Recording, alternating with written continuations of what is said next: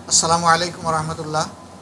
সাংবাদিক বন্ধুগণ, আপনারা দেখতে পাচ্ছেন আজকে জাকের পার্টির একটা প্রতিনিধি দল পার্টির সাধারণ সম্পাদকের নেতৃত্বে এখানে এসেছেন।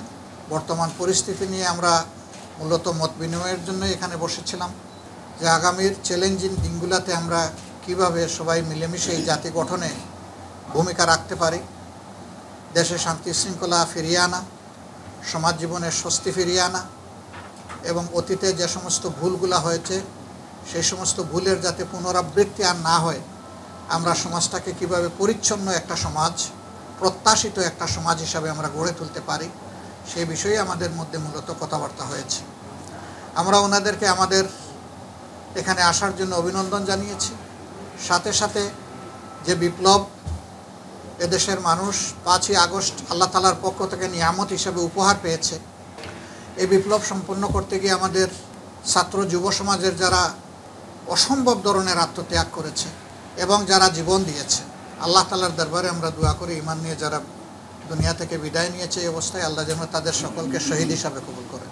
আমিন। যারা আহত হয়েছে আল্লাহ তাআলার দরবারে দোয়া করি আল্লাহ যেন তাদেরকে সুস্থতার নিয়ামত দান করেন। আমিন। কেউ যেন জীবনান্তরে পঙ্গু হয়ে না যায়। কিন্তু আমরা যতই চাই, ইতিমধ্যে অনেক সর্বনাশ হয়ে গিয়েছে। বহু মানুষের চোখের আলো চিরতরে 2 চোখের আলো নিভে গেছে, কারো কারো একটা চোখের আলো নিভে গেছে, কারো পা কেটে ফেলতে হয়েছে, কারো হাত কেটে ফেলতে হয়েছে। কালকে দেখলাম যে একজন ভাই মাদ্রাসার তার ডান হাত কাটা গিয়েছে।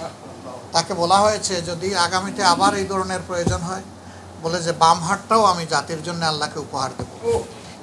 তো এই তেজ নিয়ে এবার মানুষ ময়দানে নেমেছিল। আমরা এই কয়েকদিন ঢাকায় এখানে জাতীয়ভাবে কিছু কাজে সম্পৃক্ত থাকার পাশাপাশি এই আন্দোলনে যারা শহীদ হয়েছেন তাদের দুয়ারে দুয়ারে একটু যাওয়া, একটু সহানুভূতি প্রকাশ করা এবং তাদের দোয়া চাওয়া, এই জন্যে আমরা গিয়েছি। আমরা রাজশাহীতে এক বাড়িতে গেলাম, এক শহীদের বাড়িতে।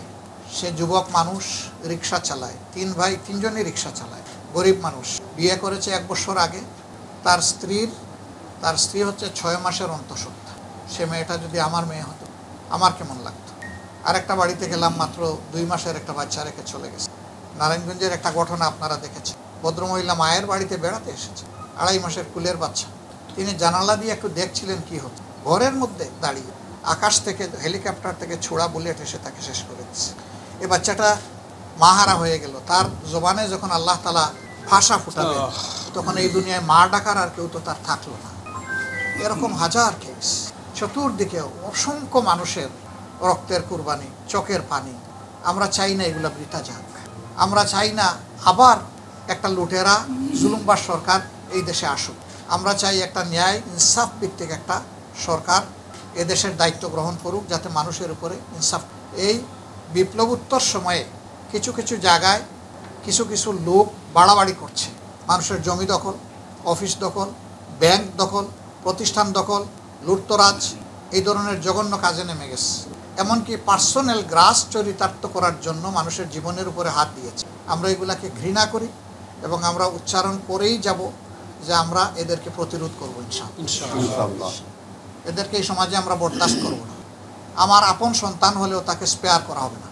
দুষ্কৃতিকারী সে যেই হোক, যে পরিচয়ই আসুক, সে দুষ্কৃতিকারী। এত ত্যাগের ফসল, এটাকে বিফলে যেতে দেওয়া যায় না।